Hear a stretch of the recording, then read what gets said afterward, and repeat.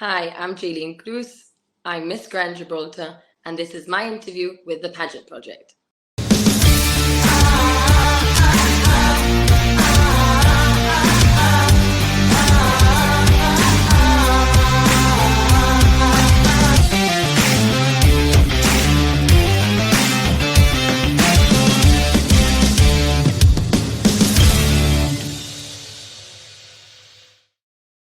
Hello, everyone. Good evening in Australia, but it's good morning over in Gibraltar, where my special guest is Miss Grand Gibraltar, Jaylynn Cruz. Jaylynn, welcome to the show.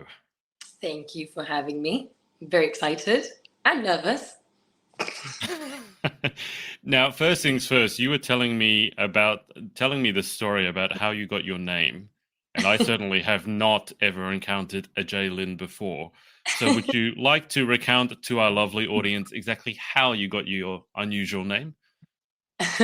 So my father's name is Jason, and my mom's name is Lynette, and they had a lot of time on their hands. So they kind of mixed their names together and they came up with Jaylynn. How many times have you had to tell that story? Many, many, many, many times. And how many other Jaylynns? I mean, you mentioned that you had met one Jaylynn the other day, but how many other Jaylynns have you met? Not many. No, I actually got a follow on Instagram from another Jaylynn, but I think years ago, and I messaged her saying, "Oh, hey, we have the same name," and she never replied to me. You scared her off. Must be a Jaylynn fan club out there. Why don't we? Actually, I want to ask you because I believe you attended the Pride Festival. Was it yesterday? Yes, just briefly. I had a bit of time, and I thought I got to drop in. Yeah, because I saw that Faith was emceeing or hosting or something like that. How Yeah, was it? How did it go? it was amazing.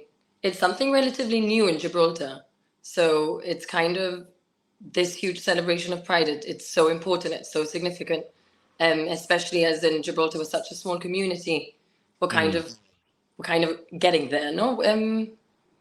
Getting with the times a little bit. So it's really nice to see all the diversity and just things that we don't usually see in Gib. So there was some performances, there were drag queens, singers. It was incredible.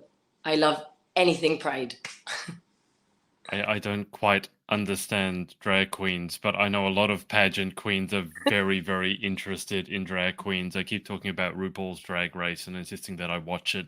Fiber. Um, yeah, I what obviously I've interviewed Faith, who, for those of you watching, if you're not familiar, is the current Miss World Gibraltar, Yes. and I found it fascinating talking about Gibraltar or Gib, as you guys call it, which I had never heard. Well, I'd heard of Gibraltar and I've heard of the Rock of Gibraltar, but I had no idea that there was on the southernmost tip of the Spanish sort of the peninsula. There's this little part that's still UK, and it's this really fascinating melting pot of all these diverse cultures Yeah. from what I've seen.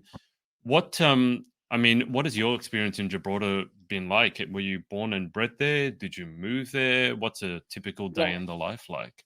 I am, as we call it in Gibraltar, I am a Janita 100%. So my parents are from Gibraltar, my grandparents are from Gibraltar, and then my great grandparents is where you start to see a bit of diversity. So I Right. think my great grandmother is Spanish. Then I have a great grandfather who was Irish. Just a Wow. really random mix of culture and people. I love Gibraltar. I mean, it's warm. I love the climate. And I think just the people are really supportive, really, really friendly. Um, Obviously, we're very, very small. So sometimes for opportunities, we need to travel abroad. So for an example, for university, I moved over to Liverpool for 4 years. I'm a Oh wow. Scouser, Okay. Yeah. Liverpudlian. But actually now we've just got a university. So in the last, I think, 3-4 years, they've opened a university here. So a lot of people are actually going through the Gibraltar University. So we actually have a bit more opportunity here now. I mean, you trace sort of you're from Gibraltar, born and bred, your parents, and then back to your grandparents. So, and you sound like you love it. And this is something that sounds familiar with from when I was talking to Faith. It sounds like an amazing place. She kept mentioning the people. I mean, you said the climate's warm. She kept saying that the people are very loving and warm as well. Um, do you have any desire to? I mean, you said you traveled like for university to Liverpool, which is quite different. It's certainly not warm in the UK, but No, do you have any desire to maybe somewhere down the track move somewhere else or live somewhere else? Or you sound like you love Gibraltar so much. It sounds like you'd be happy to stay there. I think I'm very family orientated, so I love spending time with my family. So I think it would be really, really difficult for me to move abroad. I mean, I enjoyed my time away, but I was craving to come back Right. and be here at home, the food, the jokes, going to the beach with my family. It's just, I don't know. It's the little things. It's the simple things. How did you find the climate in Liverpool? The warm Liverpool weather. Did you enjoy it? I loved it. I was down by the Mersey every single day. No, I actually was because I lived just by the Mersey. So just by Right. Okay. so I had a really good time because obviously the way that it works in Gibraltar is that if a couple of Gibraltarian people go to study, they usually try and kind of stick together.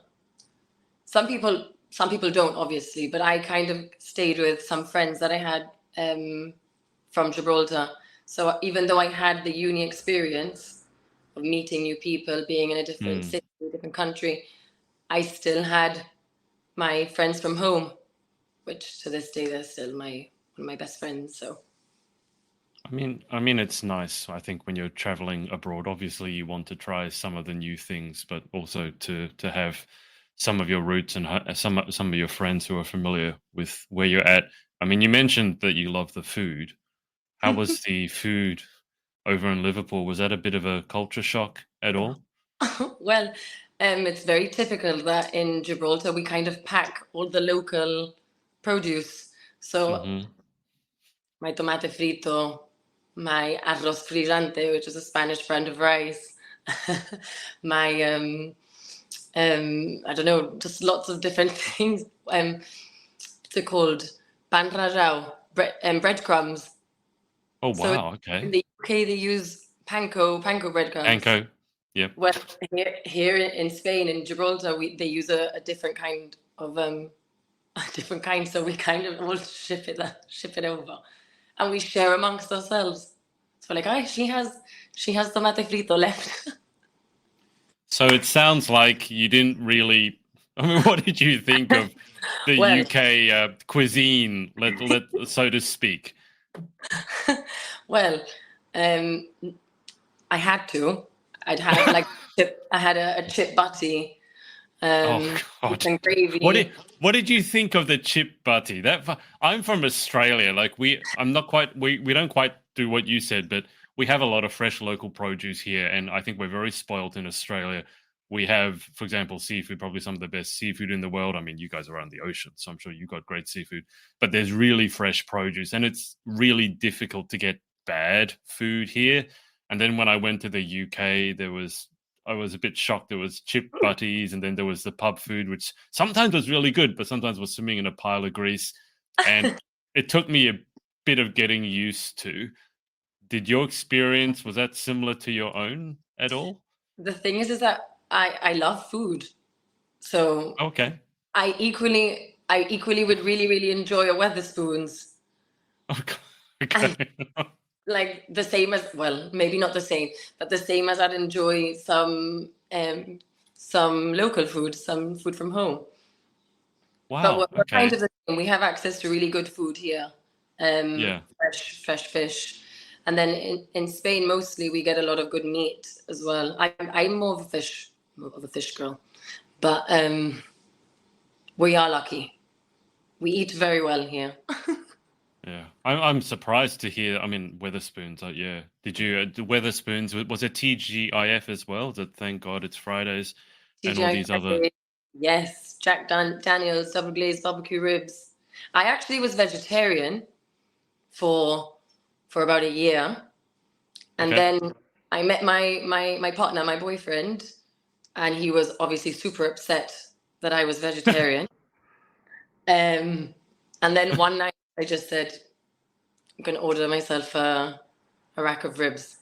So I went from being completely vegetarian to eating ribs, my first comeback meal. How was that for you? I mean, I was vegan for a year, but I would have like one day of the week where I would eat kind of anything I wanted. But for being a vegetarian for a year to eating ribs, did you get back to it pretty easily, or was it a bit of a shock? I just felt that I've never been a huge meat eater at all, at Yeah. all. So when I turned vegetarian, or I tried to be a really good vegetarian, I just started craving it, but craving all the bad stuff, the ribs, kebab, burgers. That's what I would crave. So I thought, I'm not being true to myself here. It's not fair. Although I try to not eat a lot of meat. Fish, I find it hard to cut down on, just because of the area that we live in. But I am conscious of not overindulging in meat. But it's hard, especially when you go out for dinner, for lunch here. There's not a lot of vegetarian or vegan options available. I think we've got one vegan restaurant in Gibraltar. Just Right. one. Okay. I mean, fish, I'm not going to argue with you. I mean, fish, I think you can easily live on fish, and there's a lot of variety. When you went vegetarian, was it out of a health reason? Was it just an experiment that you wanted to see how it went? It was more for the ethical side of it, Hmm. animals. It's just, it was like when you watch a couple of documentaries of how Yeah. meat is sourced, and it really impacts you. And I thought, this can't be. My dad is actually, well, pescatarian. Yeah. He's kind of like you. He indulges every now and again, but for the majority, he's pescatarian. He doesn't really have chicken or red meat or anything like that. Oh, yeah, I think because when I was vegan, it was probably 5 or 10 years ago, and I think back then, because similarly to yourself, I saw some of those documentaries. I don't know if they were the same documentaries, but they're pretty shocking. Hmm. Um, but what I came to realize was that they were filmed mainly in America, and Hmm. in America, because of the size of the population, they do need to do things pretty differently, like huge factories with slaughterhouses. And someone said if slaughterhouses had glass walls, everyone would be vegetarian. And Hmm. after I saw that, I was like, okay, I'm going to try to do the right thing, so to speak. But I think since then, there's been a lot more effort put into animals being treated Hmm. ethically. I mean, obviously, you still have to kill them to eat them, but done Hmm. in a relatively painless way, hopefully. But no, I'm with you. I'd be happy to probably live off fish, and sounds like you've got a lot of good seafood where you're at. Um, we should probably mention the pageant. You have a rather you have a rather large pageant coming up, one of the biggest in the world. Um, but I don't know anything about your pageant history, and I don't know much about Gibraltarian pageants. Full stop. I mean, as I was when I was saying to Faith, I looked up Miss World, and I was amazed to find that Gibraltar has actually won Miss World Yeah. not that long ago. So I was like, okay, you might be tiny, but you're mighty. So tell me, how did you get into pageants to begin with? In Gibraltar, there is one pageant. Okay. Well, now there's a few others, but really there's one big main pageant, which Yeah. is Miss Gibraltar, Yeah. and that's been going on for as long as I can remember. My mom actually entered in 1993, and she placed second princess and Miss Personality. So I kind of grew up seeing this massive frame of my mom at home when it was in Yeah. my granny's house with her sash, kind of, you know. And I thought, like, it was the coolest thing in the world. It was I couldn't believe that my mom. It was Yeah. just magical. It was kind of out of touch for me. And Yeah. as I got got older, like the Miss Gibraltar winner always has a lot of presence in Gibraltar, so it was always something I looked up to. I always wanted to be Miss Gibraltar, and as I got older, I always thought, well, I'm going to enter, and then I did, and then COVID happened, Mm-hmm.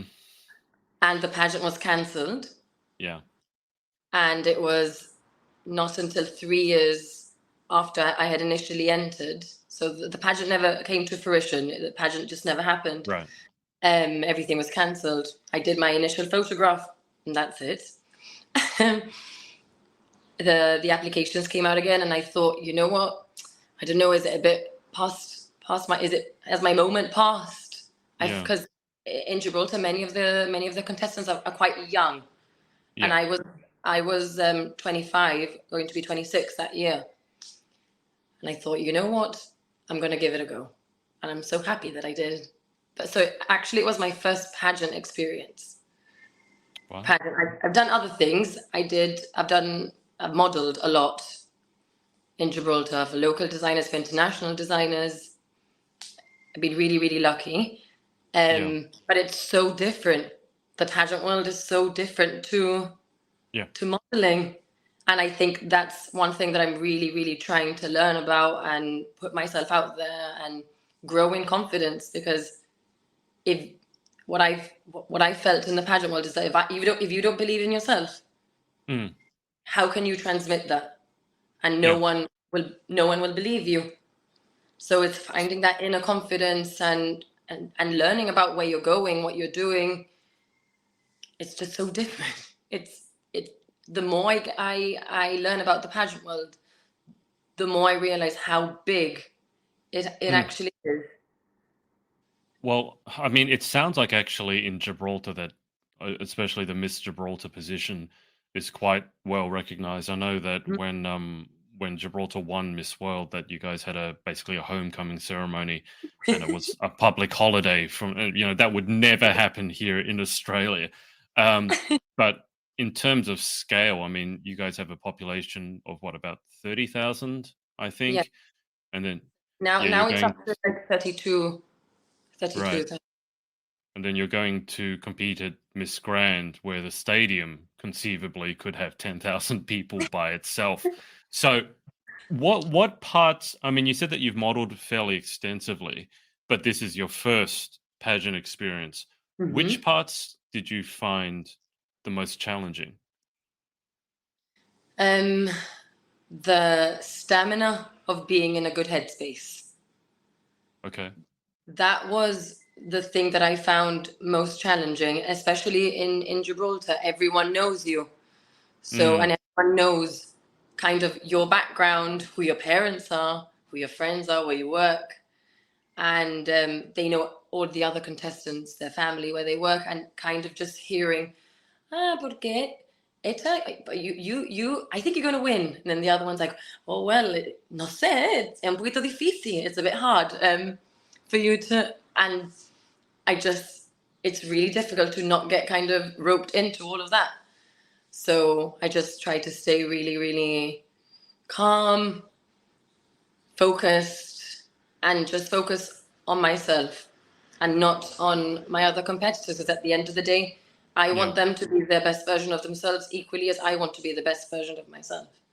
So that's the one thing that I found the hardest. My mum has been exceptional with me, my brother as well.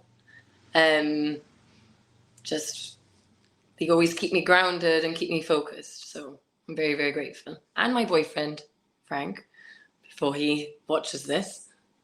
He gets mad at you for not mentioning him. Because we've already mentioned that in Gibraltar, the people are very loving and very warm. And as you said, because of the size of it, almost everyone knows everyone. So am I right in saying that that's probably like a double-edged sword? Like it's a good thing, but it can also be a very challenging thing, particularly in a pageant? Yes. So one thing I really wanted to keep during the whole pageant experience is that I wanted to come across as myself. I didn't want to get lost in all of this I love glam. I was still the best version of myself, but glam. Yeah.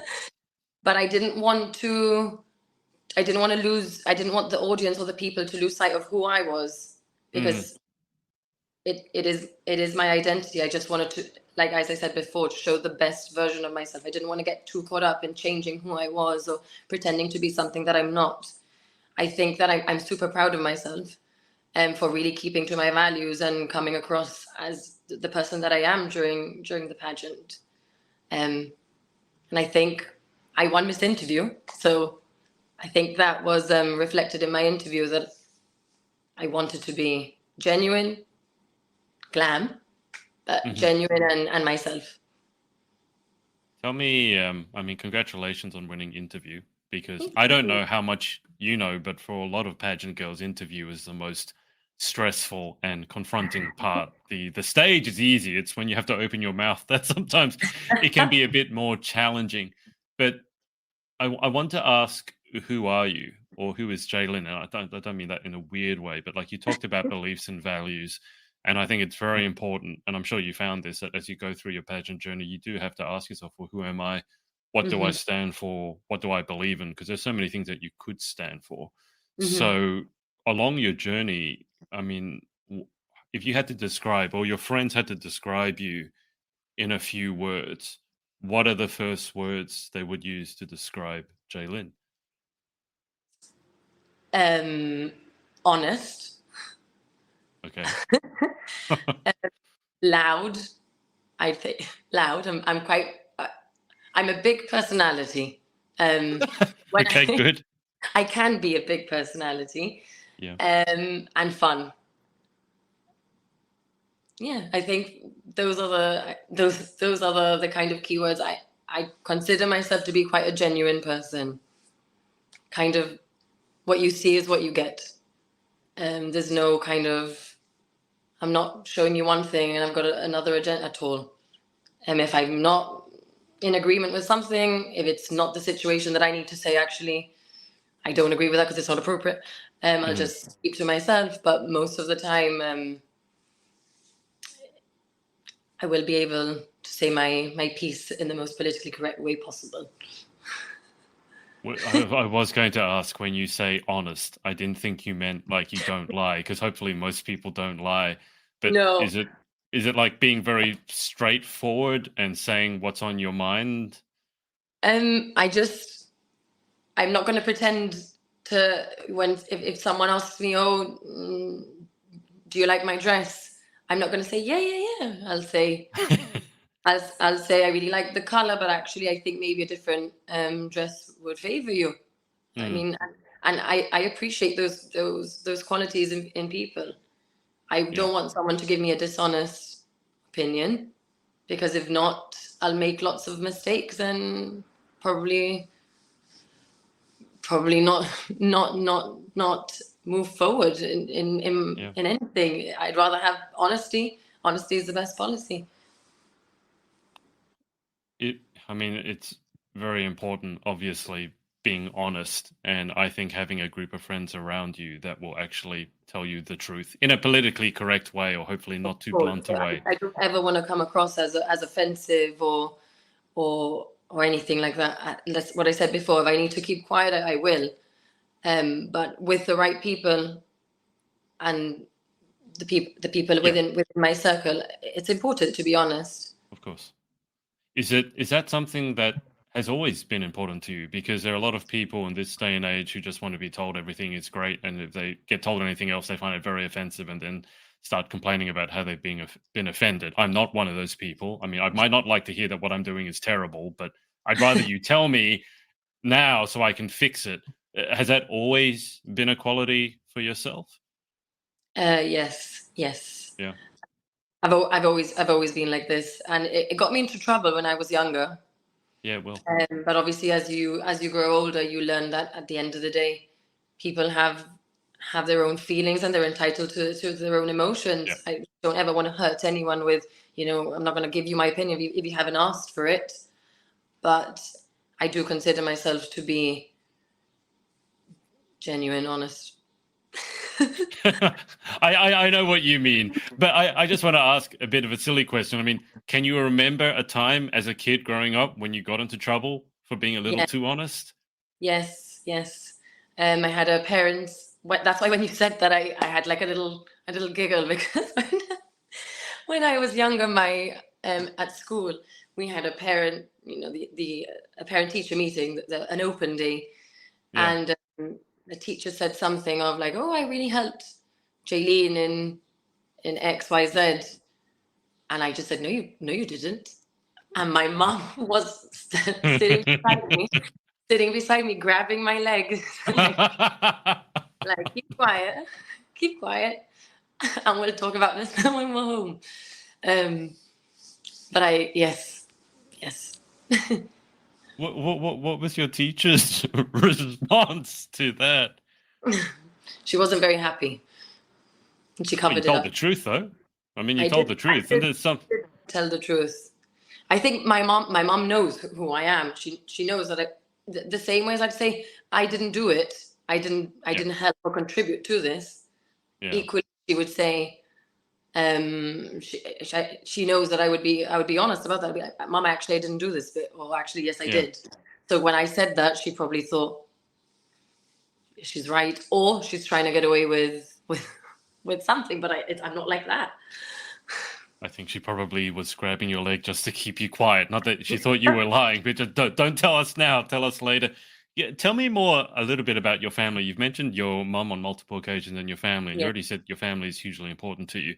And now we're talking about honesty. I find that those sorts of values, you can only have them if it's like imprinted on you by your family. It's very unlikely that you'll be very honest if your parents and your grandparents are just very, very dishonest. So it can happen, but not often.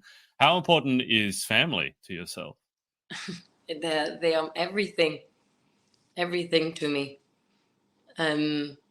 Everything that I do, I'm going back to my mom here, but my mom is my best friend. I have a super, super, super good relationship with my mom. I mean, we are a mother and a daughter. We do Of course. bicker. Yeah. But I know that she will always have my back. And if I ever needed to ask for a truthful opinion, or I needed to hear something that was not necessarily good or nice to listen to, I know that she'd be able to Yeah. do that for me. My dad is super honest as well, and my brother, really all my Sounds family. like everyone. Yes, my grandmother, my mama, she is a force to be reckoned with. She she's very, very honest, but she's very funny. So I think people love her for that. She's hilarious, but brutally honest. It sounds like you wouldn't have much patience for dishonesty in your life. No. I'd rather just people be clear cut, tell it how it is, and I'll say, okay. I appreciate that way more. Yeah. Way more. And Have you actually, had an? sorry. You go. No, you No, it's continue. fine. I was just going to ask because you mentioned that your mum had competed in Miss Gibraltar back in '93. Have you Yes. had any conversations with her? I mean, I imagine you did, but have you had any conversations with her about you and your pageant journey? Have you asked her for advice? Have you guys talked about how pageantry has changed in the last, I'm looking at my calendar, 30 years? Gee, 1993 to 2023, it's 30 years. Have you had any of those sorts of conversations? Yes, we watched her Miss Gibraltar pageant together. Oh, yeah. Well, the four of us, me, my brother, my mom, and my father. My dad wasn't present during the Miss Gibraltar pageant. He said he couldn't face it. He couldn't face it because he didn't like seeing her on stage back in Oh, the day. Back okay. in All right, fair enough. back in the day. But no, he's super proud of her and he's super proud of me. But yes, it's so different, but so similar at the same time. So the way Yeah. that it works in Gibraltar is like the pageant goes out for tender sort of thing. So each Mm. person puts their stamp, their own flair on the Miss Gibraltar pageant. And when my mum did her pageant. It was being organized by this local designer called Eduardo Viotto, and he's in Gibraltar. He's a very well-known name. Sadly, he passed away quite early on in his life, but his impact remains to this day. I've grown up listening to my mom talk about Eduardo Viotto. Actually, there's a shoot coming out soon where I was able to wear one of his dresses. So I was going to say, I was sure I'd heard that name sounds familiar, and I think it's been through trolling your Instagram. Yeah. So Kelvin, which is our director this year, actually, it's the first time he's got the Miss Gibraltar pageant, and he really, really, really threw himself into it, and it's quite similar to my mum's, where the girls the girls are seen quite a lot. There's a lot of routines, group routines, and my mum is kind of it's similar, obviously not the same, but similar. So my mum's pageant, they would all sit down and have a dinner. It wasn't a show. It was a whole event. They would sit down and have dinner. That's cool. Yeah, it's super cool. It was done I think it was in the old casino in Gibraltar, but they've done Miss Gibraltar in everywhere. They hosted one in St. Michael's Cave. Yeah, I heard. Yeah, that would be something. In Gibraltar, they've done one obviously in a sports complex, but the most beautiful venue for me personally is the Alameda Gardens, which is where we were able to do ours. It's actually the Cayenne Ardorino won her pageant the year that they did it in Alameda Gardens. So it has that kind of. Okay. I mean, it looked absolutely stunning. I saw bits and pieces of it, and the lighting and the whole thing looked really well lit and dramatic. It looked like a proper show, which I have to say very often these days in pageantry, you don't get that. You're just like at some dingy place and there's the girls up on some stage and it looks terrible. But your guys, the production, if it's his first time, Kelvin, doing it, I mean, he did an amazing job from what I've seen.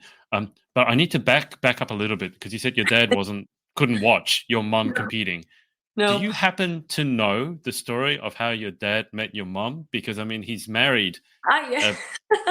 How did your dad meet your mum? Was it after Miss Gibraltar? Was it before Miss Gibraltar? What happened there? Before.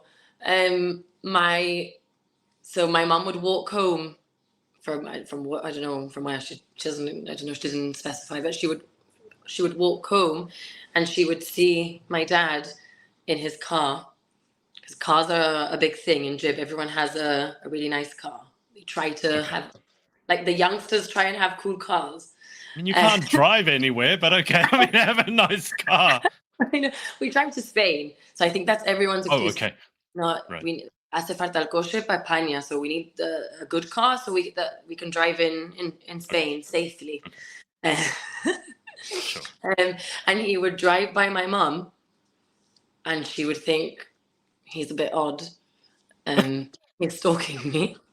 Jeez. And then her friends are like, why don't you give it a go? Why didn't you give it a go? So one day she got on his car. I mean, it sounds really dodgy, but because everyone in Gibraltar knows everyone, you know, like she knew him and his sister. Yeah. So it's not just she's hopping into a random guy's car, like, and the rest is history. Wow. She actually really, really enjoyed spending time with him. So that's how they met. What's that series? How I Met Your Mother? No. But I think this is a uniquely Gibraltarian love story, because, as you said, no other country would I recommend getting into a strange man's car. I wouldn't try it here in Sydney, and I certainly wouldn't have done it in the UK and Liverpool. But I just think it's so funny that your mum's first impression was that he was odd. I thought you were going to say, oh, he's good looking, or he's got a nice car. No, he was odd. And you know, he wasn't super keen on the idea of your mum competing at Miss Gibraltar then. No. And even when I entered, he was a bit apprehensive. He would say, "But Jaylynn, you're the most beautiful girl anyway. Why are you entering?" And I'm like, that's not the point, Dad. I was like, it's a whole journey might be really, really beautiful to you, but there are so many other beautiful girls out there. Like, and it's not just about the prettiest girl. It's not just about that. It's your personality, confidence, Yeah, who you are, and 100%. what you stand for as a person. All of that comes across, and they really, really, it really, really makes you unpick who you are in Yeah. pageantry, Yep. especially for the interview. That interview prep it's hard. Yeah. It's challenging. You got to ask yourself some difficult questions, but that's how you, I think, find out who you really are, and then you can give some really good thought-provoking answers during the interview. I mean, your dad wasn't able to watch your mum. Was your dad able to watch you? That would have been worse. He was. How did Yes, he find it? Did he enjoy it? Did he not yeah. watch? Was he covering his eyes the whole time? My dad is not a crier at all. My mum says that that she saw him shed a tear when I came Oh. came out in my evening gown. So has he changed his mind about pageants now? I'd like to think so, even if it's just a little bit. I think when it comes down to it, he's just really, really proud of me, and he's one of these people that he again, another person that grounds me. Don't lose sight of who you are. Just be the best version of yourself, is the advice I keep on getting. I mean, you sound like a very humble person, and your whole family sounds pretty humble as well. So is it really, when you say grounds you, I mean, it doesn't sound to me like there's a huge danger in you thinking that, you're the best person in the world. So when you say ground you, do you mean like in a different way, or is it just keeping you like centered and focused? I think keeping me centered, focused, and calm. Because it's really, really easy to just, there's so many beautiful contestants, and there's only, I think, 24, 25 of us. Yeah. At the moment, and they are all stunning, and you can just see through their Instagrams, like they're so experienced and so out there, and it's really easy to feel maybe not the right word, intimidated by these beautiful women. But I'm sure that they've all gone on their own journey, and I actually listened to your podcast with Miss Grand Paraguay. Yeah, and she spoke quite nicely about it, how she just really wants to stay focus on herself. She knows what's coming up and how she's going to do it, and really you can see that she's got this huge platform, but she's always bringing it back into herself, refocusing and moving forward. And I thought that was really lovely for her, the way that she phrased it was really, really beautiful. Well, she has been through, and obviously when you go over there, you'll meet her. But I interviewed Malia previously about a year or two ago, and that was when she was competing in the Miss USA system. And she's been through some very big mental health battles. And I think one of the things that really struck me interviewing her this time is how much she's learned from those struggles, particularly, as you said, putting herself first. And not necessarily doing what everyone else thinks she should do or wants her to do. She's putting herself first. And I think a lot of people think that's selfish, but I think of it completely the other way. I think you have to do that. I don't think you can live your life for other people. I mean, have you been in touch with any of your other Miss Grand sisters, like over message or anything like that, getting ready to meet up with them? Well, Malia made a WhatsApp group, so That's right. Yes. we're all on this WhatsApp group, and we say like good morning, and the other one is it's nighttime here. Yes. Good night, good morning, good afternoon, and we send the time. Okay. But we're all kind of commenting on each other's photos, boosting each other up, because good. It's incredible. I'm just completely in awe of everything going on. Completely in awe. Especially as I see myself around. I'm going to be around all of these super experienced pageant girls and really successful pageant girls. I feel like I have so much to learn off them, and obviously I have my own training going on and Yeah. stuff, but you learn a lot of them as well. It's amazing. I can't I mean, believe. I think you're going to have an amazing and a really fascinating time. And I think the fact that maybe you're not as experienced as the others, that can sometimes be an advantage. I mean, you look at some of the biggest pageants in the world, and sometimes the girls who've done the best, it's their first ever pageant. So I'm not saying you don't do the work, but sometimes, because sometimes, when you train too much, you can lose that sense of self, and you can just become like a carbon copy of everyone else. And I Mm-hmm. think there's something to be said about remaining authentic to yourself, even down to the walk and your stage presence. Mm-hmm. But I mean, I got to ask, like, how are you feeling about getting to represent your country on an international stage? It's one of the biggest and most watched pageants in the world. So, how are you feeling about that? I just hope that I can do Gibraltar justice. I really, really want to put across that we are really, really warm climate, people, food, energy. We're kind of a melting pot of lots of different cultures, and I really want that to come through. So my national costume is actually being designed by a local designer, but she's actually Wow. part of the Indian community. So I think Right. that kind Okay. of highlights how diverse we are. Yeah. So I'm hoping that all of these flavors and really, really come through. Mm, I'm excited, but I know I'm working on it. I'm working on it. good. What are the major cultures in Gibraltar? I know that you guys are a melting pot. Obviously, Mm-hmm. there's the English, the UK part, then there's the Spanish part. You just mentioned the Indian part. What Yes, are there other major influences in Gibraltar as well? yes, we have a huge Moroccan influence in Oh, Gibraltar okay. because obviously, um, the African continent is It's just just on the other side of the it's bay.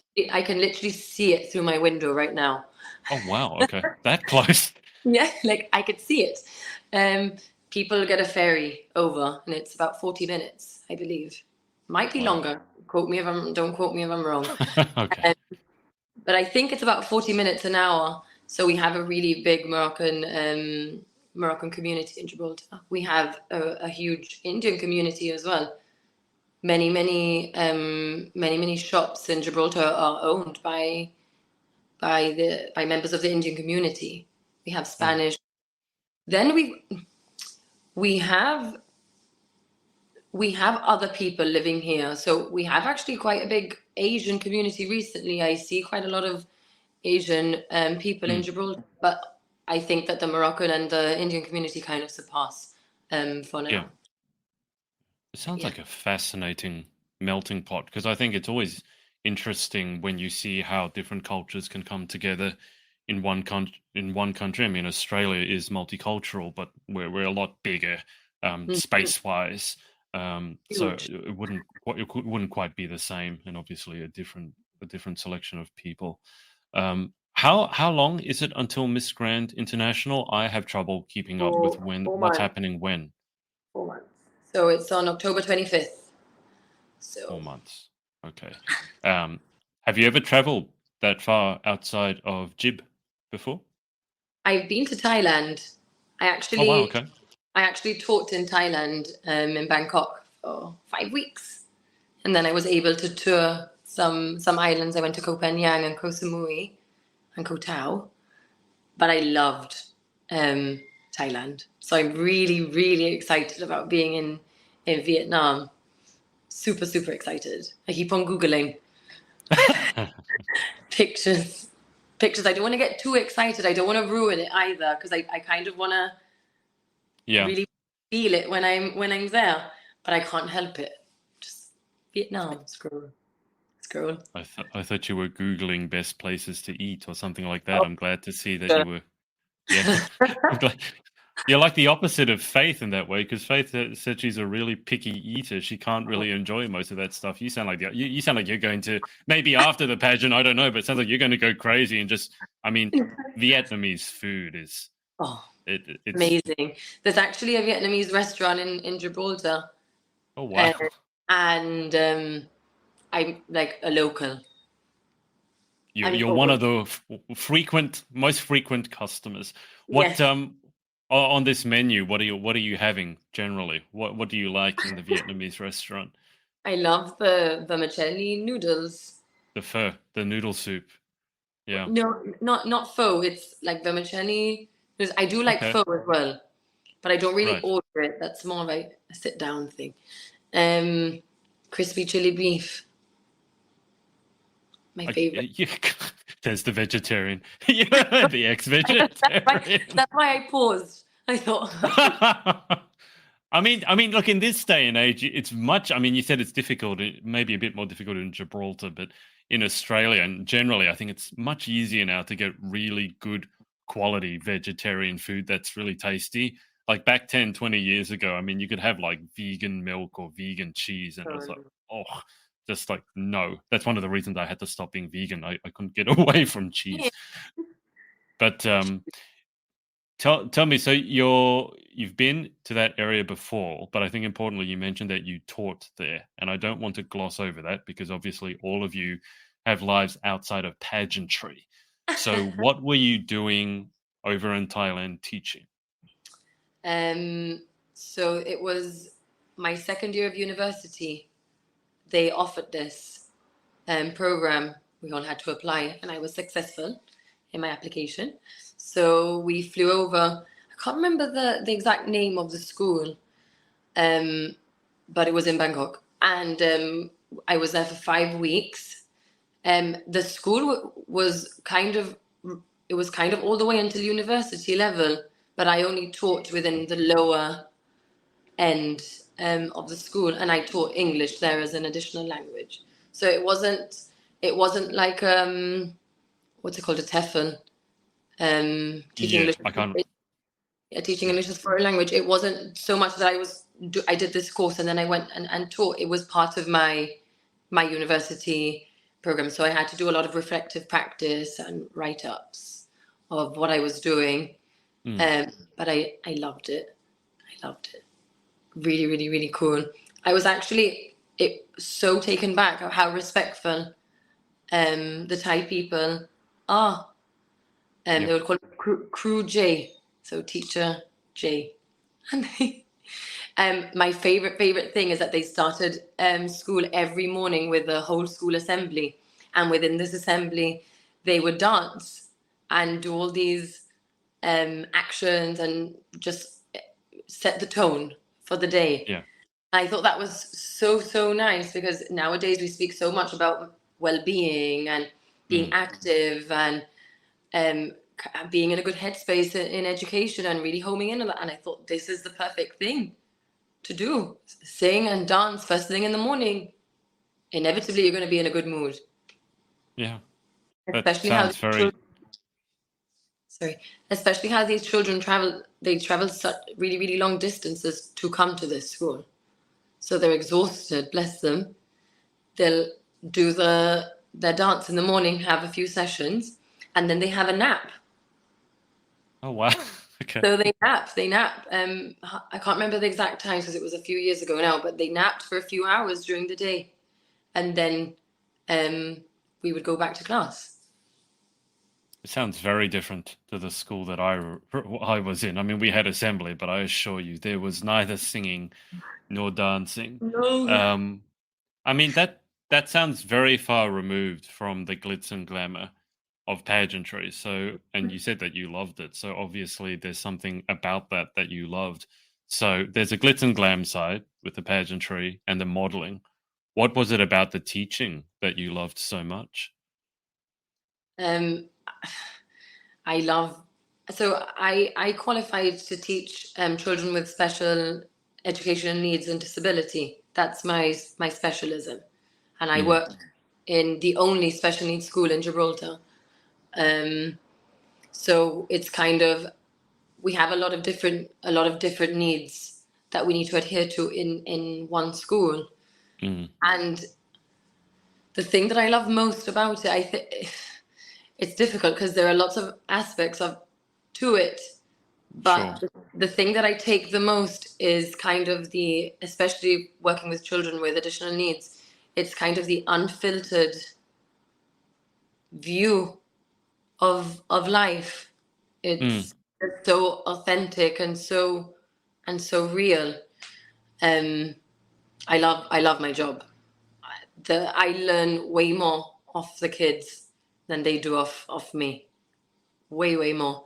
It's the most rewarding and stressful job in the world. But I'm so grateful that I get to do it every day. Really, really am. That's a good description of teaching in general, rewarding and stressful. Gibraltar, obviously, it's, as you said, the population is only 32,000. So you said this is the only special needs school in Gib. How many children are we talking about? So our numbers have grown actually quite a bit in the last 2-3 years. I think there are about 110 pupils within the school. We've got other mainstream schools have LSF, so learning support facilities for children who are able to access sort of mainstream education, but also have a learning need. Yeah. But our school is more for more complex needs and targets. What sort of learning needs do you deal with on a regular basis? When I was coaching kids, I would have, for example, Down syndrome, kids like that. We had ADD, ADHD, a few different ones. What are some of the different conditions that you deal with? So all the ones you've just mentioned. Autism seems to be very, very prominent in the school, but there is, with autism, there are a lot of it's comorbidities. So usually they have another disability, whether it might be a chromosome duplication, deletion, cerebral palsy, global developmental delay, dyslexia, just a bit of everything, really. I mean, you've mentioned multiple times that your family keeps you grounded. I got to imagine that keeps you pretty grounded as well. I know from working with kids, there's nothing better than working with kids just to keep you on a level and tell you how it is. And sometimes, when us adults are freaking out about stuff that doesn't matter, there's nothing quite like just talking to a kid to set you right. Is that something what you found as well? Yes, there's actually a little girl in our school. She's not even in my class, but every time she sees me, she says, "Princess Jaylynn." She's like, "Show me Princess Jaylynn." And what she wants to see is that she wants to see me glammed up. So she wants to see a picture of me dressed up. So because when she sees me at school, I mustn't look the best. So she's kind of associated Pageant Jaylynn as a different person. So she's so funny. She's like, "Show me Princess Jaylynn." I'm like, "I am Princess Jaylynn. I'm still a princess now." Show me Princess Jaylynn. That's very true, isn't it? It's not the makeup that makes the princess. Have you gone into the school at all with crown and sash? Is that something that ever happens? Well, I took it in. I didn't take in the crown because no, I took in the sash. I took in the sash. So since our children's needs are quite complex, there are only a few children who would be able to really understand what the role that I've been given. But this one girl is completely obsessed. So I let her wear my sash, and she now models when walking around school. So I don't know if that's a good thing or a bad thing, but she's learned a few poses off me. Have you been teaching her in school how to do the different poses? She loves it. She's the cutest, girliest girl ever. So she loves. I show her photos, and she loves it.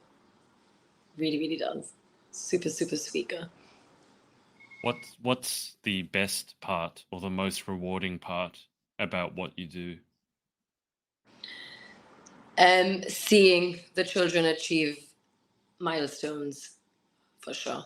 And when a family tells you, thank you for supporting us, for supporting me, that's what I take. That's what I take every single time. So any milestone, for outsiders, it seems like the smallest thing. Yeah. But for us, the people that I have to mention, my teaching assistants, my learning support LSAs, without them, I am nothing. And we are such a good team, and we celebrate all the little moments. And again, when a parent tells me, thank you, Jaylynn, for supporting me, or without you, this wouldn't have been possible. Yeah.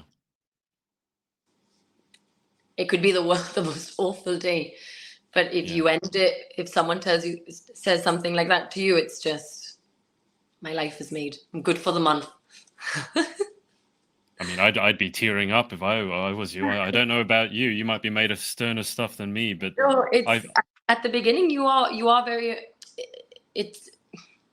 You kind of get not desensitized. That's not the right word, but you kind of get used to it because it's so. Yeah.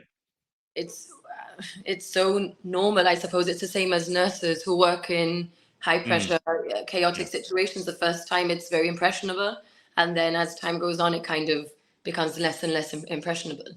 So that is, I mean, obviously successes, and when a family is hurt, or when they're going through hardships, it hurts me just as much, because you live this with these families and with these children. But equally, you have to become less. You have to become kind of less impressionable by all of these things, because you need to be that rock, that support for that family. If I crumble, how can they lean on me as a support? Yeah, that sounds a lot more stressful than pageantry, I can tell you. I remember working with some of the kids, and you were talking about like small victories, and I can't exactly remember, but I think it was one of the children who had Down syndrome, and he had finally worked out how to tie his shoelaces up, and he was so excited. We were at the tennis camp, and he ran up to me. He wasn't calling me Princess Jaylynn, I can assure you that. But he's like, Adrian, look at what I can do. And he showed me his shoelaces. And it took a while for me to work out what he was showing me, because he was literally just showing me his shoe with the shoelaces done up. But I knew not to dismiss it. There must be something. It's like, oh, okay, that's cool. What happened? Like, oh, I did the shoelace myself. Like, and when you work with kids like that, you realize how like the smallest things can be the biggest victories. I mean, even for us people, like just making it through a day sometimes and being, putting a smile on your face can seem like, wow, that was a huge victory. But I think that's what I love most about working with kids. Just talking to you, it's reminded me, like a little victory for a kid, and they're so excited to celebrate it and share it. And then sometimes I feel as we get older, we could win the biggest thing in the world and it's not enough, and we're still not happy. So that's got to be an incredibly rewarding career. I do want to ask, how did you get into that? Was it just sort of by happenstance and you weaved your way into it, or was that like from the start you're like, this is what I want to do? Initially, I had applied for teaching in general, just a primary education course. And when I wrote up my personal statement, my head of year, they read it all over and just kind of give it the green tick that it can be sent. She said, Jaylynn, have you realized that your whole personal statement, most of your personal statement is based on your experience in the Cheshire Homes in Tangiers? So there is like a Cheshire Home. So in Gibraltar, many people from Gibraltar head over to Tangiers in Morocco, and there is it's a place called the Cheshire Homes, and it works with adults with disabilities. So a lot of money goes over to this home in Morocco, and it supports them with whatever they need whatever pertains to them and whatever their needs are in Morocco. And we were offered an experience in year 12. So I signed up and I went over and I loved it. And in my personal statement, I had written about this. She said, are you sure that you want to go for primary education? And that's where everything kind of started changing. I said, yeah. I still want to do primary education. I can always do special needs and disability later on. And once I sent it off, I got all my offers. And I remember leading up to results day saying, Mom, you know that I'm not going to uni for primary education. My mom had a heart attack, not heart attack, but she was panicking. She was, what do you mean? You've got all your offers and you want to change it up. Like, Jaylynn, everything is set. You've got your accommodation, like in the pipeline. Why are you? We went to visit these universities and I said, no, I'm going to Liverpool to do special needs and disability. And she said, Jaylynn, that's not how it works. You need to then take a gap year and reapply next year. And I go, no, Mom, like, I'm going to apply through clearing. If I've managed to get an offer for a primary education course, I'll be able to get an offer. If I don't, we'll play it out after that. So that's what I did. I got all my offers, I declined them, and I went to do special education needs and disability. And the rest is history. You sound two things strike me here. One is that you seem to have a fairly clear idea of where it is you want to go, where you want to head. And the other one is you seem pretty fearless. I mean, you're traveling over abroad for your study and then doing work overseas. Is that accurate? Fearless to a degree. I mean, obviously everyone has some fear. I don't know if I would describe myself as fearless, but my mom has always said that in life you have to. It's a Spanish kind of phrase, but I don't know what the translation is in English. I'm trying to think of it. But basically, she says that I just push forward in life and whatever life throws at you to face it head on. That's what I did. It's very common for people in Gibraltar to go over to the UK and study. But maybe going to Thailand and teaching and my Washington experience, I think a bit more fearless than study. It does sound. There is that English expression, grab the bull by the horns. Yes. I don't know if that's... Yes, that's exactly what I was trying to say. Oh, okay. Is that a Spanish expression? I always figured that was an English expression. I don't want to say it because I'm going to say it wrong, so I'm not going to say it. The Spanglish thing, like, do you, I mean, because obviously you're going to be overseas with people who speak like all different types of language, but I'm assuming most of the time at Grant it's going to be English. Do you do the thing that where it's like you speak half a sentence in English and then throw in a Spanish word and everyone looks at you a bit confused? Yes. So when I first moved over to the UK, I found it incredibly difficult to speak mainly in English, just because even though our whole education system is English, and I think Faith explained it, that kind of the older generation speak more Spanish, and because of the education system and life division, we kind of speak more English. I still struggled.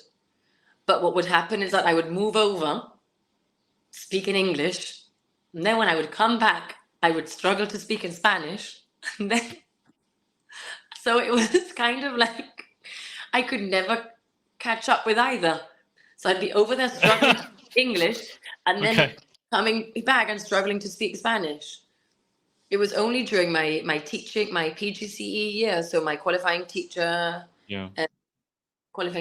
teaching year is where I was in a school with lots of little Scouse children, where super cute Scouse children, where I had to speak full blown English.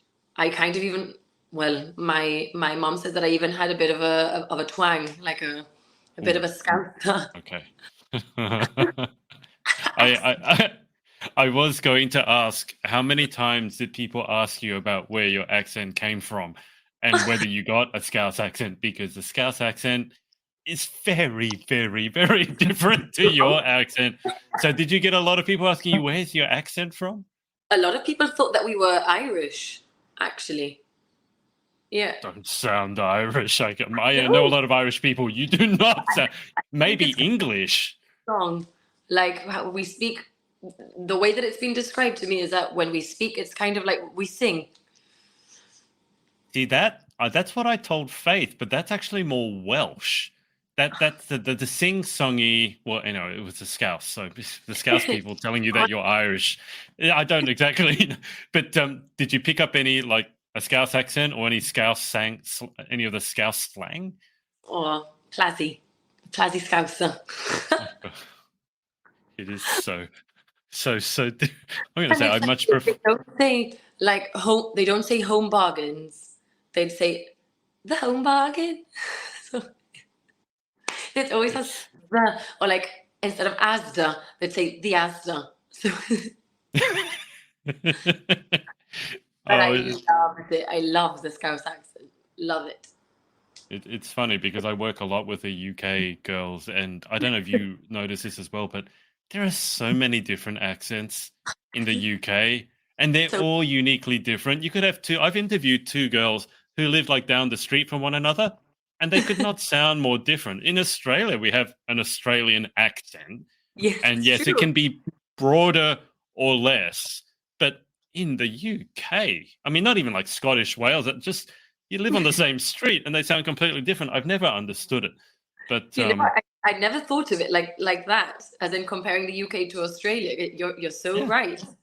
Like the Geordie accent, the Newcastle Oh, accent, so different to the Scouse accent, which is super different to the London accent, which is super different to the Yorkshire accent. but even in London is the thing because my podcast co-host is from London, but she's Cockney London. So Yeah. she sounds completely different to one of my friends who's competing at Miss Supranational. She's from Suffolk. She's English, and she's got that very posh sort of the Queen's English. Then you have someone else from London who's Cockney. Then you've got the Geordies, and then it's like, and I kept asking people, 'cause I couldn't work it out. Like, why do you all sound different? Like I've interviewed hundreds of you, and there's not two of you that actually sound the same. I mean, in Gibraltar, is it just the Gibraltarian accent, or do you guys have like all sorts of different accents as well? No, I think it's the Gibraltarian accent. It's kind of like what you said. It's broader, or Yeah, depends how much Spanish they speak or how much English they speak. Depends yeah. how they sound. That's kind of how we can distinguish different accents. But really, we all sound more or less the same. Well, I am fascinated by the Gibraltarian accent because it sounds English, but it's not. So I keep trying to figure out. But I'm fascinated that you didn't realize like how many different accents there are in the UK. No, It was so I didn't know, but I just hadn't compared it to yeah, Australia because it's true. yeah. Wow. Endless source of fascination to me. Anyway, we've been on for a minute, so we should probably get towards the final 10 questions. But just before we do, is there anyone that you would like to give a shout out to? I'd like to give a shout out to my family, to my partner, to Kelvin and Rafa, who are it's Kelvin is a director of Miss Gibraltar and Rafa is his partner who helps him greatly. To Charlene Figueras, to Nairi Shipolina. I'm sure I'm missing people, but thank you to everyone who's helped me on my Miss Gibraltar journey, and all of the people who are helping me on my Miss Grand one. So thank you. You're going to have an amazing time, I'm sure. Okay. Hope. Fingers Okay. crossed. Final 10 questions. Number 1, what is your favorite word? Hullabaloo.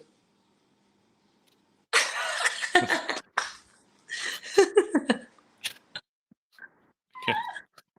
Why? You don't have to answer why, but I'm just curious. Why hullabaloo?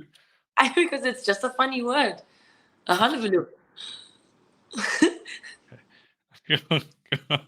How long have you? Is that a word you picked up in the UK?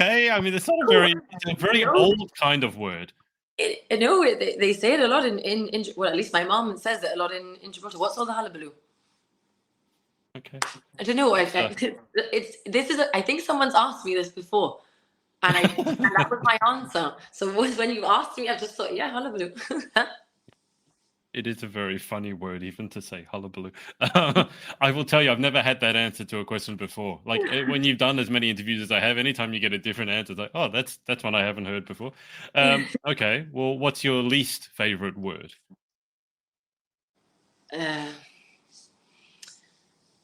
um, when it's in Spanish, when they say like clown, like payaso, I really, really, really dislike that word because it's so demeaning. I just don't like it when people use it. I don't. It's not a word I use at Oh, all. okay. So, but it means clown, as in Clown. circus That's the clown. literal translation, but it can be used quite offensively. I don't like Okay, it's like almost I don't know. It's okay, like you're making fun of someone. It's not okay. nice. All right. It's interesting hearing in different languages what would be considered quite derogatory in another language. It is I know. meaningless. I've had that thing with Chinese where you have certain cursing in Chinese and it's completely harmless in English. But anyway, number 3 in life, what gets you excited or what turns you on? Mm, what gets me excited? It sounds really bad. Food. I I love. It's my favorite thing when and being by a beach. Like having good food by a beach is my favorite thing in the world. How do you prep for a pageant then? When when your favorite thing is food and you're I near all this amazing food, how do you do that? I'm I'm very lucky. I have a very, very fast metabolism. I think doesn't matter how much I train or how much I eat, I just stay the same. Uh, I hope you keep that. The Uh, fast metabolisms have been known to slow as you get I older. know. I'm just saying, so you I know. might want to might want to be a bit careful with that. What's it? You brought up food. What is your favorite food, or 1, 2, or 3 favorite foods? If one food is too Oh difficult. my God. When people say, if you had to choose your final meal, what would it be? Yes. Yeah. So my Okay. final meal would be starter chicken liver pate. Not expect that. Okay. Amazing with caramelized onions. Then my main would probably be either an Indian or a Chinese dish. So it would be either the crispy chili beef with rice or Yeah. noodles, or it would be um, chicken tikka and balti. Okay. Yeah. Are we having dessert? Yes, of Oh, okay. course. Dessert be something really, really simple. It would be either an ice cream, like a chocolate ice cream, or it would be something really, really not that complicated, but a tocino de cielo, which is you heard of flan before? Mm, Flan. It's kind of like flan, but it's sweeter. okay. That's my favorite meal. I have never had anyone take that question and describe to me in detail a 3-course menu. Sounds really bad.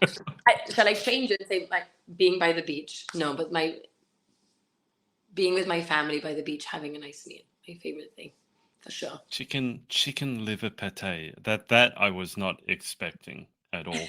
Um, have you ever tried Peking duck? Speaking of Chinese food, Yeah, have you ever tried Peking duck? Because love it that's one of my absolute favorites. Um, with okay. cucumber Yeah, and hoisin. I don't know how you guys have it, but it's normally with a cucumber, shallot, hoisin sauce, Mm-hmm. and then you have it as a. I'm getting hungry talking to you. I need to stop. You just. I mean, for lunch today, I decided to be a bit fancy, and I had a piece of toast, avocado, smoked salmon, and then I poached an egg on top and put some truffle oil, and I felt so fancy. With And now I'm truffle just oil. talking. Yeah, it's just That's that the smell. Well, yeah, the smell of it is just something else. And then here you are describing chicken liver pate. I'm like, okay. You're obviously not simple tastes. But I guess if it's final meal, then you get to have whatever you want. Okay, so that was what turns you on, food. What about what turns you off? In my mom is the person that points this out to me. Injustice. She said you can't. She said you. I find it really, really, really difficult when people don't have equal opportunities, but even in the simplest of things, like I don't know, maybe if someone hasn't had this is a really bad example, but if someone hasn't had a turn to do something, I'm like, but why? Just let them have a turn, even if it's a shorter one, or when people have get an unfair advantage or an unfair disadvantage. Those things really play on me. I struggle with that. That's one thing that really gets to me. Yeah, I can see that. I would say you probably want to stay away from the news then, if you don't want to hear about injustices. The news would be a terrible, terrible place to be, especially at the moment. Okay. Number 5, what sound or noise do you love? I love music. It's a really big thing in my life. So I think my favorite sound would probably be my favorite songs. What's your favorite songs at the moment? Or is there a particular genre? I like everything. I love classical music. I love pop music. I love R&B. I love everything. House music. I love everything. Country music. Wow. Whoa, that's a really broad, going from classical to house to country. Is there any type of music you don't like? No, I like it all. I like flamenco music as well, a lot. But my favorite song, it's difficult. I can't More difficult than you coming up with the... I have many of them. I have a playlist called All Time Favorites, and I only add a song there if I really, really, really like it. I did that, but then the problem was I remember I had almost the exact same thing, and back when Lady Gaga released Poker Face, I listened to that again, but the problem is you then listen to it so many times, and my iTunes was counting how many times I'd played it, and it was in the thousands, and I can't listen to that song to this day because I've ruined it for myself. So that's the problem. You have all-time favorites, and you play it too much, and then you... But that's the thing, that's the thing, I'll only add songs to that playlist which are kind of sacred. So I love Unwritten by Natasha Bedingfield. Okay. That's one of my favorite songs. I like Redemption Song by Bob Marley, but I like the Lauryn Hill version. I have Taylor Swift, Karma, the new one. Karma is... I love that song. That is a very diverse playlist. I know. I have Tennessee Whiskey by Chris Appleton on that playlist. Wow. I'm telling you, it varies. It varies. Fascinating to hear the stereo at your place. And my boyfriend laughs at me because I'll put my phone on shuffle and when we're driving to Spain or somewhere, and he's like, Jaylynn, you've got The Little Mermaid. and then you've got the most random, like something that's really new on the charts, like a Spanish like reggaeton song or whatever. he's like, I don't know if we're coming or if we're going. I sympathize with him. I mean, you're going from The Little Mermaid to Tennessee Whiskey. I'd be like, I'm confused. What are we listening to here? Sometimes he turns it off and puts the radio and he says, that's it. You're done. You're done. That's dangerous territory, I will say. When people touch each other's music, it's like, that can be very, very dangerous. Or when they talk over it and you're like, trying to listen to the song here.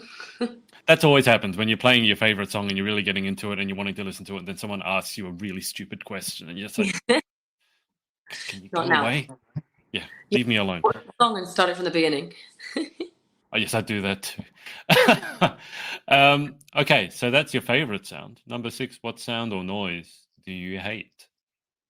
When people are cutting their food and the knife scratches on the Screeches? plate. Oh, worst sound ever.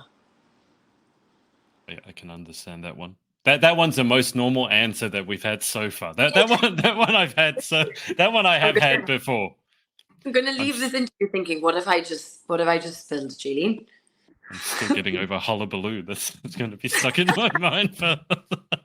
I have not. I don't think I've used that word once in my life. I've heard it, but to hear someone say that's their favorite word, I don't really use it. I don't use it at all, but it's just a funny word. Hullabaloo. but now that it's in your head, you're going to use it at some point today. I assure you. Okay, so number 7, if you could have any one superpower, what would you pick and why? I mean, if I was really, really, really being granted this, I would say to stop poverty in the Hmm, whole world. That's the selfless answer, 100%. The selfish answer would be to teleport. Maybe I can get both. maybe, maybe we'll see what we can arrange. I mean, you did have a 3-course meal for your favorite foods. Maybe we can No, have 2 superpowers for the price of one. We'll see. Number 8, what job other than your own would you most like to attempt? that's hard. Um, I would love to be a singer. I cannot sing, Why? Oh, and okay. I wasn't sure why that was so funny. It's like, yeah, you love music. I mean, that's why I love music, but I can't sing. Imagine if I could. what? Okay, but how bad is it? I mean, there are some girls who say they can't sing and it's just false modesty, and then there are some that sound like a drowning cat. Like, where are we on the scale? I mean, I think a solid 5. No, still there. That's not that bad. So you can hold a tune, like singing in the Yes, shower, singing in the car. It's all right. You just don't want to I'm. wind down the windows. I'm not. Yes, I'm not. I'm not. I'm not tone deaf, but I. Good. But I can hold up a rhythm and a melody, but I just can't reach the high notes. What? There's nothing wrong with that. I mean, some people have lower pitched voices, so you just find your own range. So No? at work, there are a lot of things that need to be sung. So we Oh yeah. sing like a weather song, a circle time song, a timetable song. There's a few things that we sing, and sometimes my teaching assistants go, "That came out really nice. That came out really nicely," and other times they're like, "I take it back.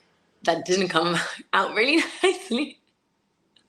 Are you traumatizing the children with your singing? Oh dear. Now I'm really curious to hear your singing. I won't make you sing. I have had people sing on live before. Um, I'm all good. yeah, I can tell from the way your eyes went on like this. All right, number 9. What job would you definitely not like to attempt? Um, any office job. I would not be able to sit down in an office 9 to 5 typing, and I wouldn't be able to do it. No, no way. Have you ever tried? Anything computer skills in general, I just can't be in front of a screen for too long. I'm quite energetic. I should have probably I used could that never word to tell. describe me before. I have a lot of energy. So for me, being sat down for all day is just, it's not it. You, you say energetic, and the other word you use to describe yourself is fun. Do you ever just do randomly impulsive things, like for no reason? Yes, like might be 11 o'clock at night and I'll think, I've seen a TikTok of these lemon cookies. I'm going to make lemon cookies. And I'll get up. My mom's like, I've just cleaned the kitchen. I'm like, don't worry, I'll clean it up. and make my lemon cookies. People like you, it's very dangerous to be on TikTok because you get all sorts of random bad ideas at 11 p.m. when you really should be sleeping. Oh dear. Did the cookies turn out okay? Can you cook? I'm going to bet you're a good cook. I'm okay. I'm good. I can get by. I prefer cooking than baking. Yeah, same. But Well, they were you said your singing was 5 out of 10. How's your cooking out of 10? I would say, I mean, if Gordon Ramsay is a 10, which is the bar is high, Yes. I would be a 7. That's okay. That's okay. If Gordon Ramsay's a 10. I mean, then I'll probably be like a 4. When you were over in the UK, did you ever get a chance to go to one of his restaurants? No, but I did go as a treat for my boyfriend treated me on Valentine's Day. We went to the Savoy in London. Oh wow. Amazing. Now I'm jealous. Yep. And at the time I was vegetarian and I didn't order the beef Wellington. Regrets. Oh. You know what Gordon Ramsay thinks about vegetarians, right? It's changed recently. He's not really a huge fan of vegetarians. I can't believe you went to his restaurant and had. Oh, that's such a shame. We need to go again, but with knowing that I'm a carnivore now. You can try the Wellington yourself. I have used his recipe to make the Wellington at home. I'm sure it's not as good as what he makes, but it's not too difficult to make. So you could try it at home. Finely diced mushrooms and the pastry over it. Yep. So you've got the talking about food here. You've got the meat. You've put the mustard around the outside. You put the mushrooms around the outside of the mustard. Then you wrap it up in cling film and turn it into like a sausage. Put it in the fridge. Then you bring it out when it's still cold. Put the pastry around the outside, egg wash, and then throw it in the oven. And then you eat. I'm so hungry now. This is ridiculous. Anyway, I have a. Gordon Ramsay is my favorite chef. When he was over here in Australia, I went to a private event that he was having, and he was there cooking for us, and it was really, really cool. So cool. Yeah. So if I was going to anyone's restaurant, it would, literally the Savoy is like his flagship restaurant. So I'm very jealous now. That wouldn't have been a cheap Valentine's Day, I will say. No, it was a treat. We haven't gone again. Although you're vegetarian, so you would have been cheaper, probably. Traumatized. My poor boyfriend was traumatized. And then I broke it with ribs. I could have broken it in the Savoy. You really missed the trick there. I think you need to do that one again. Okay, final question. If heaven exists, what would you like to hear God say when you arrive at the pearly gates? You did your best. You were kind, and you made an impact on a lot of people. Sounds good to me. Well, Jaylynn, it's been a pleasure. We've been on for a while. Thank you for the hullabaloo.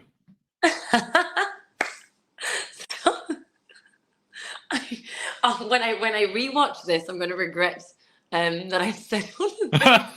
Well, you know already which part of this interview I'm going to be clipping out. There might be several parts, but there's certainly going to be one that has hullabaloo in it, as was a unique answer.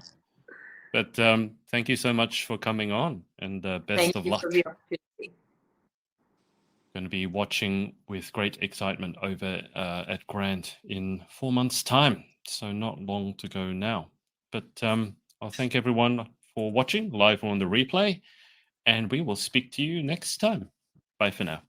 Thank you very much. Hey, thanks so much for watching. Sorority Access is now open. So if you'd like to join an amazing group of women and learn how to be the most powerful, confident, and impactful queen possible, head to thepageantsorority.com. I'll see you there and see you in the next video.